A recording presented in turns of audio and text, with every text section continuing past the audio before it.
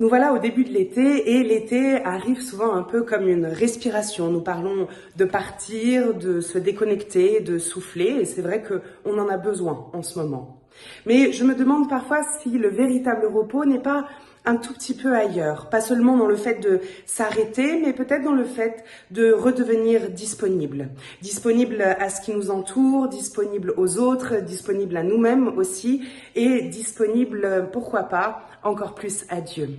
Parce que nous vivons dans un monde où finalement tout semble être organisé, anticipé, maîtrisé, même nos vacances parfois deviennent des projets à caler.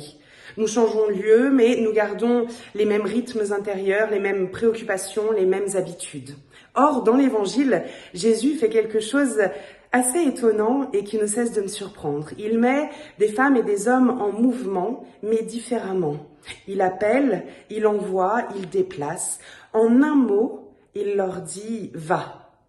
Il leur dit « va » non pas pour qu'ils courent davantage, mais pour qu'ils ouvrent leurs yeux et leur cœur à quelque chose de nouveau.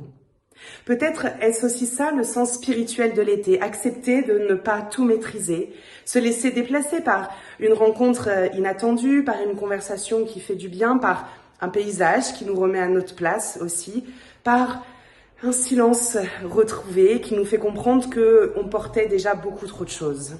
Car il arrive souvent que les plus belles découvertes se produisent précisément lorsque nous cessons de vouloir tout contrôler et maîtriser.